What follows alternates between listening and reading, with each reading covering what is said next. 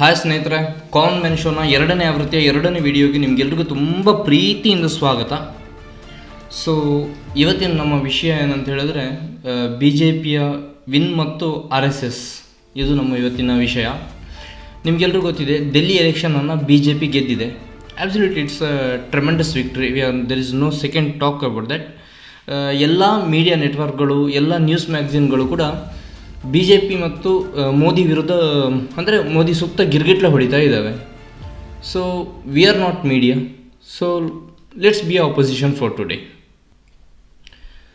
If in case, I am just saying, if I was an opposition adviser, I would say like, ನಾನೊಂದು ವೇಳೆ opposition ಪಾರ್ಟಿಯವನಾಗಿದ್ದರೆ ಅಥವಾ opposition adviser ಆಗಿದ್ದರೆ ನಾನು 3 ವಿಷಯಗಳನ್ನು point out ಮಾಡ್ತಾ ಇದ್ದೆ ಈ ಎಲೆಕ್ಷನ್ನಲ್ಲಿ. ಮೇನ್ಲಿ ಫೋಕಸಿಂಗ್ ಆನ್ ಕಾಂಗ್ರೆಸ್ ಅಥವಾ ನಾನು ಬಹುಶಃ ಆಮ್ ಆದ್ಮಿ ಅಂದರೆ ಕಾಂಗ್ರೆಸ್ ಪಾರ್ಟಿ ಮೂಲವಾಗಿ 0 ಸೀಟ್ ತಗೊಂಡಿದೆ. ಕಾಂಗ್ರೆಸ್ ಪಾರ್ಟಿಯ ಸೋಲಿಗೆ 3 ಪ್ರಮುಖ ಕಾರಣಗಳನ್ನು ಪಾಯಿಂಟ್ ಔಟ್ ಮಾಡಬಲ್ಲೆ. ಅದರಲ್ಲಿ 3 ಕಾರಣಗಳು ಯಾವುದು ಅಂತ ಹೇಳಿದ್ರೆ, first one is INDI alliance. I personally consider formation of India alliance is a blunder. It's a blunder perform by the Congress party. Second thing, the Muslim vote bank. I would say they are not loyal to any one political party. And third one is RSS. You should understand the base of RSS to tackle it. So let's go to first one, India Alliance. I would say the India Alliance is one of the worst decision made by the opposition party. ಎಲ್ಲ ಪಾರ್ಟಿಗಳು ಒಟ್ಟಾಗಿ ಅದೇನು India alliance ಅಂತ ಮಾಡ್ಕೊಂಡ್ರಲ್ಲ, that is a biggest blunder. Because ಅದು ಕಾಂಗ್ರೆಸ್ಸಿಗೆ ಮಾಡಿದಷ್ಟು ಡ್ಯಾಮೇಜನ್ನು ಬಹುಶಃ ಬೇರೆ ಯಾವುದು ಮಾಡೋದಕ್ಕೆ ಸಾಧ್ಯ ಇಲ್ಲ. ನಾನು ಇದನ್ನು ಯಾಕೆ ಹೇಳ್ತೀನಿ ಅಂತ ಹೇಳ್ತಾರೆ, ನಾನು ನಿಮಗೊಂದು 2-3 ವಿಷಯಗಳನ್ನ ಹೇಳ್ತೀನಿ.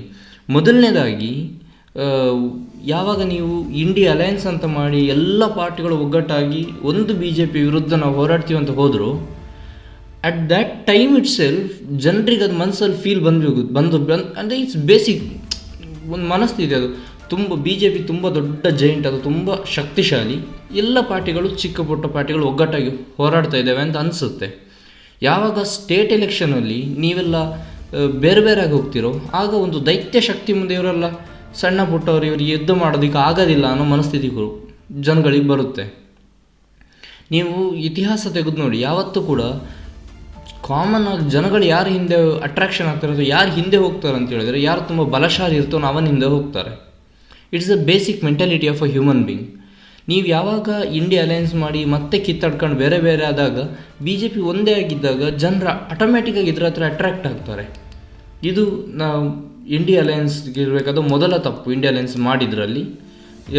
ಎರಡನೇದು, ಎಲ್ಲರೂ ಲೀಡರ್ಗಳೇ. ಈಗ ಹೆಂಗಾಗುತ್ತೆ ಅಂತ ಹೇಳಿದ್ರೆ, ಕರ್ನಾಟಕದಲ್ಲಿ ಒಂದು ಪಾರ್ಟಿ ಲೀಡರು, ಅಲ್ಲಿ ಆ ಕಡೆ ಮಮತಾ ಬ್ಯಾನರ್ಜಿ ಲೀಡರು, ಈ ಕಡೆ ಜಗನ್ ರೆಡ್ಡಿ ಅವನ ಲೀಡರು, ಮತ್ತು ಒಮರ್ ಅಬ್ದುಲ್ಲಾ ಅವರು ಕಾಶ್ಮೀರದ ಲೀಡರ್. ಇದೆಲ್ಲ ಆದಾಗ ಜನಗಳಿಗೆ ಆ ಫೋಕಸ್ ಇದೆಯಲ್ಲ, it divides into different parts. It's not a state election. One face ಇಲ್ಲ ಅಂತ ಆದಾಗ ಜನಗಳಿಗೆ ಆ ಲೀಡರ್ಶಿಪ್ಪಲ್ಲೇ ಒಂದು ಪುವರ್ ಲೀಡರ್ಶಿಪ್ ಅಥವಾ ವೀಕ್ ಲೀಡರ್ಶಿಪ್ ಅನ್ನೋದು ಜನಗಳ ಮನಸ್ಸಲ್ಲೂ ಒಂದು ಕೂತ್ಕೊಳ್ಳುತ್ತೆ. ಇದನ್ನೇ ಬಿ ಜೆ ಪಿ ಹೈಲೈಟ್ ಕೂಡ ಮಾಡಿದೆ, ತುಂಬ ಸಲ ಹೈಲೈಟ್ ಮಾಡಿದೆ. ಆನಂತರ ನೀವು ಜಸ್ಟ್ ಒಂದು ಮದುವೆ ಇದು ತಗೊಳ್ಳಿ, ಮದುವೆ ಹಾಲಿಗೆ ಹೋಗ್ತೀರಾ, ಎಲ್ಲ ಹುಡುಗಿಗೆ ಶೇಕ್ ಹ್ಯಾಂಡ್ ಕೊಡ್ತಾ ಇರ್ತಾರೆ. ಸ್ಟೇಜಲ್ಲಿ ಜಾಸ್ತಿ ಜನ ಆದಾಗ ನೀವು ಹೊರಗಡೆ ನಿಂತಿರ್ತೀರ, 2 ಜನ ಕಮ್ಮಿ ಆವಡು ಮಾರೆ ಬೊಕ್ಕ ಹೋಯಿ ಅಂತೇಳಿ, ಅಂದರೆ ಜನ ಒಂಚೂರು ಕಮ್ಮಿ ಆಗಲಿ, ಆಮೇಲೆ ಹೋಗಿ ಶೇಕ್ ಹ್ಯಾಂಡ್ ಕೊಟ್ಟು ಹೋಗೋಣ. ಇದು ನಿಮ್ಮ ಮದುವೆ ಹಾಲಲ್ಲಿ ಹೆಂಗೆ ವರ್ಕ್ ಆಗುತ್ತೋ ಹಾಗೆ ಎಲೆಕ್ಷನ್ ಸ್ಟೇಜಲ್ಲೂ ವರ್ಕ್ ಆಗುತ್ತೆ. ಜನಗಳಿಗೆ ನಿಂತು ನೋಡಬೇಕಾದ್ರೆ ಎಲ್ಲ ನಾಯಕರುಗಳೇ ಒಬ್ಬೊಬ್ರು ಕೈ ಒಂದು ರೀತಿ ಅದು ಕಿಚಡಿ ಅನಿಸುತ್ತೆ. ಇದನ್ನೇ ಬಿ ಜೆ ಪಿ ಹೈಲೈಟ್ ಮಾಡಿದ್ದು, ಅವರು ಸರ್ಕಾರ ಮಾಡಿದರೆ ಕಿಚಡಿ ಸರ್ಕಾರ ಆಗುತ್ತೆ ಅಂಥೇಳಿ. You understand right? ಇದು ಹೀಗೆ ಆಗ್ತಾ ಹೋಗುತ್ತೆ. ಅಂದರೆ ಎಲ್ಲ ಕಿಚಡಿ ಸರ್ಕಾರ, ಕಿಚಡಿಗಳು ಎಲ್ಲ ಸುಮಾರು ಜನ ಇದ್ದಾಗ ಅನಿಸುತ್ತೆ. ಸೊ ಈ 3 ಕಾರಣಗಳನ್ನ ನಾನು ತುಂಬ ಪ್ರಮುಖವಾಗಿ ಕೊಡ್ತೀನಿ ಇಂಡಿಯಾ ಅಲಯನ್ಸ್ ಬ್ಲೆಂಡರ್ ಅಂತ ಹೇಳೋದಕ್ಕೆ. ಎರಡನೇದು, Muslim ಅಫಿಸರ್ಮೆಂಟ್ ಅನ್ನೋದಕ್ಕಿಂತಲೂ you trusted Muslim vote bank pretty much.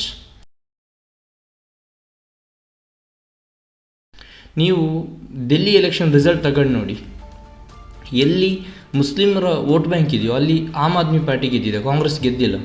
which means the vote has been completely shifted. The vote bank was completely shifted from Congress to Aam Aadmi party. ಇದೊಂದು ವಿಷಯ ಕ್ಲಾರಿಟಿ ಆಗಿ ನಿಮ್ಗೆ ಗೊತ್ತಾಗುತ್ತೆ. ಎರಡನೇದು, ನಾನು ನಿಮ್ಗೊಂದು ಇನ್ಸಿಡೆಂಟ್ ಹೇಳೋದಾದರೆ, UP ಒಬ್ಬ ವ್ಯಕ್ತಿ ಇಸ್ಮಾಯಿಲ್ ಅಂತ ಹೇಳಿ, ಅವನು ನನಗೆ ಸಿಕ್ಕಿದಾಗ ನಾನು ಕೇಳಿದೆ, ಯಾರಿಗೆ ಓಟ್ ಹಾಕ್ತೀಯಾ? ನಾನು ಅಸದುದ್ದೀನ್ ಓವೈಸಿ ಪಾರ್ಟಿಗೆ ಓಟ್ ಹಾಕ್ತೀನಿ ಅಂತ ಹೇಳ್ದೆ.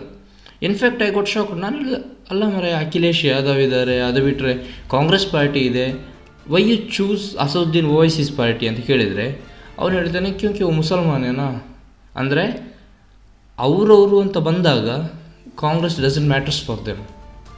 ಇದನ್ನು ನೀವು ಮಂಗಳೂರು RY ಬಿಲಿ ಪಂಚಾಯತ್ ಎಲೆಕ್ಷನ್ SDPI ಗೆಲ್ತು, ಕಾಂಗ್ರೆಸ್ಸು ನಿಂತಿತ್ತು ಒಟ್ಟಿಗೆ, ಕಾಂಗ್ರೆಸ್ಸು ನಿಂತಿದೆ, BJPನೂ ನಿಂತಿದೆ, ಆದರೆ ಮುಸ್ಲಿಂ ವೋಟ್ ಬ್ಯಾಂಕ್ ಎಲ್ಲವೂ SDPIಗೆ ಶಿಫ್ಟ್ ಆಗಿದೆ.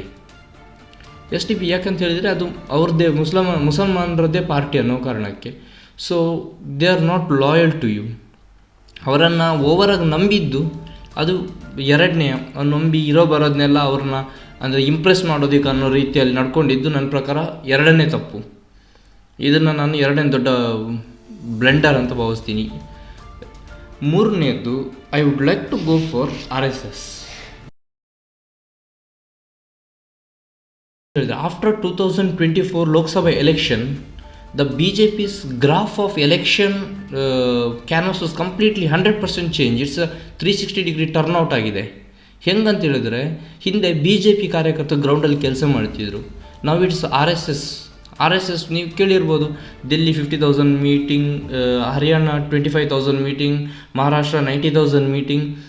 ಈ ಎಲ್ಲ ಮೀಟಿಂಗ್ಗಳನ್ನು ಮಾಡೋ ಮೂಲಕ, ಅಂದರೆ ಅವ್ರು ಎಲೆಕ್ಷನ್ ಅನೌನ್ಸ್ ಆಗೋದಕ್ಕಿಂತ ಮುಂಚೆನೇ ಬಂದು ಹೊರಗಿಂದೆಲ್ಲ ಮೊಬಿಲೈಸೇಷನ್ ಆಗುತ್ತೆ, ಲಕ್ಷಗಟ್ಟಲೆ ಸ್ವಯಂ ಸೇವಕರನ್ನ ಮೊಬಿಲೈಸ್ ಮಾಡ್ತಾರೆ, ಬೇರೆ ಬೇರೆ ರಾಜ್ಯಗಳಿಂದ ಈ ರಾಜ್ಯಕ್ಕೆ ಬರ್ತಾರೆ, ಗ್ರೌಂಡಲ್ಲಿ ಕೆಲಸ ಮಾಡೋದಕ್ಕೆ ಶುರು ಮಾಡ್ತಾರೆ ಅವರು. It is a biggest draft change. ಇಲ್ಲಿ ತನಕ ಯಾವಾಗ BJP ಮಾತ್ರ ಎಲೆಕ್ಷನ್ ಕೆಲಸ ಮಾಡ್ತಿತ್ತು, RSS ಒಂದು ಸಜೆಷನ್ಗಳನ್ನು ಕೊಡ್ತಾಯಿತ್ತು. But after Lok Sabha everything was changed. ನಾವು RSS mobilising it's Swayam Sevak for the ಗ್ರೌಂಡಿಗೆ ಜನ ಕಳಿಸ್ತಾ ಇದ್ದಾರೆ. ನೀವು if you want to tackle RSS, ನೀವು RSSನ ಬೇಸನ್ನು ಅರ್ಥ ಮಾಡ್ಕೋಬೇಕು. RSS ಹೆಂಗೆ ಕೆಲಸ ಮಾಡಿ, ನೀವು RSS ಒಬ್ಬರಾದ್ರೆ ಮಾತ್ರ ಅದರ ಹಿನ್ನೆಲೆ ಅದು ಹೆಂಗೆ ಕೆಲಸ ಮಾಡ್ತಾಯಿದೆ, ಪ್ರೀ ಪ್ಲ್ಯಾನ್ಗಳನ್ನು ಅರ್ಥ ಮಾಡ್ಕೊಂಡು ನೀವು ಆ್ಯಕ್ಟಿವ್ ಆಗಬಹುದು. ಇಲ್ಲ ಅಂತಿದ್ರೆ ಇದೆಲ್ಲ ಇದೆಯಲ್ಲ, you cannot achieve anything, you cannot win anything.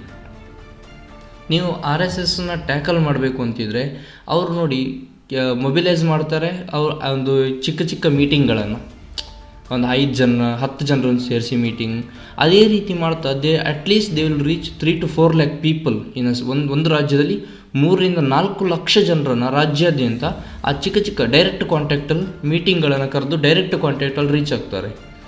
ಈಗ ಒಂದು 10 ಜನ ಒಂದು ಮೀಟಿಂಗಿಗೆ ಬಂದರು ಅಂತ ಹೇಳಿದ್ರೆ, ಅದರಲ್ಲಿ 5 ಜನ ಆದರೂ ಆ ಮೀಟಿಂಗ್ ಅಟೆಂಡ್ ಆಗಿದ್ದನ್ನು ತಮ್ಮ ಸ್ನೇಹಿತನ ಹತ್ರ ಮತ್ತೊಬ್ಬರ ಹತ್ರ ಮನೆಯಲ್ಲೋ ಡಿಸ್ಕಸ್ ಮಾಡ್ತಾರೆ, ಶೇರ್ ಮಾಡ್ತಾರೆ. ಆ 5 ಜನ ಹೋಗಿ ಮತ್ತೆ 5 ಜನರ ಹತ್ರ ಡಿಸ್ಕಸ್ ಮಾಡಿದ್ರೆ, ಆ 5 ಜನರಲ್ಲಿ ಬೇರೆ ಇದಕ್ಕೆ ಹೋಗೋರಿದ್ದರೂ ಕೂಡ ಒಂದಿಬ್ಬರಾದರೂ ಈ ವಿಚಾರಗಳಿಗೆ ಅಟ್ರ್ಯಾಕ್ಟ್ ಆಗ್ತಾರೆ, ಅವರು ಮತ್ತೊಬ್ಬರ ಹತ್ರ ಹೇಳ್ತಾರೆ. ಅಂದರೆ ಈ ವರ್ಡ್ ಆಫ್ ಮೌತ್ ಅನ್ನೋದಿದೆಯಲ್ಲ, ಇದನ್ನು RSS ಯುಟಿಲೈಸ್ ಮಾಡ್ತಾ ಇದೆ. ಇದನ್ನು ಯುಟಿಲೈಸ್ ಮಾಡ್ತಾ ಬೇಸ್ನಲ್ಲಿ ತನ್ನ ಒಂದು ಐಡಿಯಾಲಜಿಗಳನ್ನು ವಿತರಿಸೋ ಜೊತೆಗೆ ಯಾಕಾಗಿ ನಾವು ಯಾವ ಪಾರ್ಟಿನ ಆಯ್ಕೆ ಮಾಡಬೇಕು ಅನ್ನೋದನ್ನು ಜನಗಳ ಮನಸ್ಸಲ್ಲಿ ತುಂಬ್ತಾ ಇದೆ. If Congress want to tackle this one, you should get into this base. Booth ಲೆವೆಲಲ್ಲಿ ನೀವು ಕೂಡ ಯೋಚನೆ ಮಾಡಬೇಕು, ಬೂತ್ ಲೆವೆಲಲ್ಲಿ ನೀವು ಕೂಡ ಕೆಲಸ ಮಾಡಬೇಕು. Problem is not with the Congress party, the problem is with the advisers of Congress party. ಅಕ್ಕಪಕ್ಕ ನಿಂತಿದ್ರಲ್ಲೆಲ್ಲ ಇದೆಯಲ್ಲ ಕಾಂಗ್ರೆಸ್ಗಳೆಲ್ಲ, ಅವರು ಒಂದು ನಂಬರಿನ ಯೂಸ್ಲೆಸ್ ಫೆಲೋಗಳು, ಯಾವುದನ್ನು ನೆಟ್ಟಕ್ಕೆ ಸಜೆಷನ್ನೇ ಕೊಡ್ತಾ ಇಲ್ಲ ಕಾಂಗ್ರೆಸ್ಸಿಗೆ. To be very frank, common ಸೆನ್ಸೇ ಇಲ್ದಿರೋಂಥ ಮುಟ್ಟಾಳರೆಲ್ಲ ಸೇರ್ಕೊಂಡು ಕಾಂಗ್ರೆಸ್ಸಿಗೆ ಸಜೆಷನ್ ಕೊಡ್ತಾಯಿದ್ದಾರೆ, ಅಡ್ವೈಸ್ ಮಾಡ್ತಾಯಿದ್ದಾರೆ, ಹಿಂಗೆ ಮಾಡೋಣ ಅಂತೇಳಿ. ದೇವ್ರ ರಾಣೆ ಅವ್ರು ಗ್ರೌಂಡಲ್ಲಿ ವರ್ಕ್ ಮಾಡಿಲ್ಲ, ಗ್ರೌಂಡಿನ ಹಿನ್ನೆಲೆ ಗೊತ್ತಿರೋ ಅವರಂಥ ಸಜೆಷನ್ಗಳನ್ನ ಕಿತ್ತೋಗಿರೋ ಸಜೆಷನ್ಗಳನ್ನ ಮಾಡಲ್ಲ. ಸೊ ಕಾಂಗ್ರೆಸ್ ಮೊದಲು ತನ್ನ ಸುತ್ತ ನಿಲ್ಲಿಸ್ಕೊಂಡು ಜನ ಇದೆ ಅವ್ರನ್ನ ತೊಳೆದು ಶುದ್ಧ ಮಾಡಬೇಕು, ಆಮೇಲೆ you can win the ground. I am tired of being opposition man. Let's switch the game. Conclusion.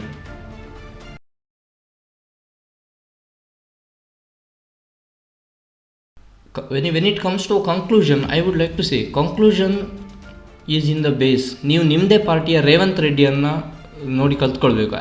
I would say he is a brave man. ಅವರಿಗೆ ರೇವಂತ್ ರೆಡ್ಡಿ ಅವರಿಗೆ ಗ್ರೌಂಡಲ್ಲಿ ಏನಾಗ್ತಿದೆ, ದೇಶದ ಮನಸ್ಥಿತಿ ಹೆಂಗಿದೆ, the phenomenon of the nation ಹೇಗಿದೆ ಅನ್ನೋದು ಗೊತ್ತಾಗಿದೆ. ಸೊ ಅವರು ಅವರಿಗೊಂದು ಹಿನ್ನೆಲೆ ಇತ್ತು, ತನ್ನ ಸಂಘದಿಂದ ಬಂದವನು, ಕಾಂಗ್ರೆಸ್ಸಲ್ಲಿ ನಿಂತರೂ ಕೂಡ ಸಂಘದಿಂದ ಬಂದವನು, ಹಿಂದುತ್ವಕ್ಕೆ ದ್ರೋಹ ಮಾಡೋದಿಲ್ಲ ಅನ್ನೋ ಅವರಿಗೊಂದು ಹಿನ್ನೆಲೆ ಇತ್ತು. That is what made him a victory. ಅವನಿಗೆ ಗೊತ್ತಿದೆ ತನ್ನ ಹಿನ್ನೆಲೆ ಏನು, ನಾನು ಎಲ್ಲಿ ಟ್ಯಾಕಲ್ ಮಾಡಬೇಕು ಅನ್ನೋದನ್ನು. That's why he own the ground. ಕಾಂಗ್ರೆಸ್ಸಿಗೆ ತಿಳಿಬೇಕು ಅಂದರೆ ಮೊದಲು ಮುಸ್ಲಿಂ ಅಫಿಸಮೆಂಟನ್ನು ನಿಲ್ಲಿಸಬೇಕು, ಒಂದು ಅಪೋಸಿಷನಾಗಿ ಸ್ವಂತವಾಗಿ ಎಲೆಕ್ಷನ್ ಸಂಘಟನೆ ಮಾಡೋದನ್ನು ಶುರು ಮಾಡಬೇಕು, ಗ್ರೌಂಡಲ್ಲಿ ಕೆಲಸ ಮಾಡಬೇಕು. ನಿಮ್ಮ MP MLAಗಳು ಗಾಂಚಲೆ ಮಾಡ್ಕೊಂಡು ತಿರ್ಗಾಡಿದ್ರೆ ದೇವರನ್ನೇ ಗೆಲ್ಲಕ್ಕಾಗಲ್ಲ. If you want to win, ನಿಮ್ಮ MP MLAಗಳು ಹಂಬಲಾಗಿ ಸಾಮಾನ್ಯ ಕಾರ್ಯಕರ್ತನಿಗೆ, ಹಳ್ಳಿಗಳಲ್ಲಿ ಗಲ್ಲಿಗಳಲ್ಲಿರುವಂಥ ಸಾಮಾನ್ಯ ಕಾರ್ಯಕರ್ತನ ಕೈಗೆ ಸಿಗಬೇಕು. ಆಗ ಸಿಕ್ಕಿದಾಗ ನೀವು ಬೂತ್ ಲೆವೆಲಲ್ಲಿ ಲೀಡರ್ಶಿಪ್ನ, ಫಾರ್ ಎಕ್ಸಾಂಪಲ್ ಒಂದು ತಾಲೂಕು ಅಂತ ಹೇಳಿದ್ರೆ ಒಂದೊಂದು ಗ್ರಾಮಗಳಲ್ಲೂ ಒಂದೊಂದು ಬೂತ್ ಇರ್ತದೆ. ಒಂದು ಗ್ರಾಮ ಪಂಚಾಯತಿಗೆ ಒಂದು ಬೂತ್ ಲೆವೆಲ್ ಲೀಡರ್ಶಿಪ್, ಗ್ರಾಮ ಪಂಚಾಯತಿಗೆ ಒಂದು ಬೂತ್ ಲೆವೆಲ್ ಲೀಡರ್ಶಿಪ್. ಆನಂತರ ಊರುಗಳಿದೆ. ಫಾರ್ ಎಕ್ಸಾಂಪಲ್ ಈಗ ಒಂದು ಗ್ರಾಮ ಪಂಚಾಯತಿಯಲ್ಲಿ ಒಂದಷ್ಟು ಗ್ರಾಮಗಳು, ಫಾರ್ ಎಕ್ಸಾಂಪಲ್ ನಾನೀಗ ಹೇಳಿದ್ರೆ ಒಂದು ಹರಮಂತಲಗೂರು ಗ್ರಾಮ ಅಂತ ಹೇಳಿದ್ರೆ ಅದರಲ್ಲಿ ಸುಂಕಸಾಲೆ ಬರುತ್ತೆ, ಬಬ್ರುಡಿಗೆ, ನಮ್ಮ ಸಂಪಿಗೆಗಾನ, ಅದಾದಮೇಲೆ ಹಾನಂಬಿ, ಹಿಂಗೆ ಇವೆಲ್ಲ ಊರುಗಳನ್ನು ಅಲ್ಲೊಂದು ಪಾಪ್ಯುಲೇಷನ್ ಇದೆ. ಇವೆಲ್ಲ ಸೇರಿ ಒಂದು ಜನಗಳ ಆಧಾರದ ಮೇಲೆ ಬೇಸ್ಡ್ ಆನ್ ಪಾಪ್ಯುಲೇಷನ್ ಪಾಲಿಸಿ ಒಂದು ಪಂಚಾಯಿತಿ ಇದೆ. ಸೊ ಈ ಎಲ್ಲ ಊರುಗಳಲ್ಲೂ ಒಂದೊಂದು ಲೀಡರ್ಶಿಪ್, ಬೂತ್ ಲೆವೆಲ್ ಲೀಡರ್ಶಿಪ್ಪನ್ನು ಸ್ಟ್ರಾಂಗ್ ಮಾಡ್ತಾ ಬರಬೇಕು. ನೀವು ಯಾವಾಗ ಆ ಲೀಡರ್ಶಿಪ್ಪನ್ನು ಸ್ಟ್ರಾಂಗ್ ಮಾಡ್ತೀರಲ್ಲ, I would say you going to have a tremendous victory. ಆದರೆ ನಾವು ಹೇಳೋದಂಗೆ ಕಾಂಗ್ರೆಸ್ ಪಾರ್ಟಿ ನಿಜವಾಗ್ಲೂ ಕೇಳುತ್ತಾ, ನಿಜವಾಗ್ಲೂ ಅರ್ಥ ಮಾಡ್ಕೊತಾರ, who God knows. Let's get back to normal guys. I am tired of being an opposition. Jai Hind, Jai Bharat.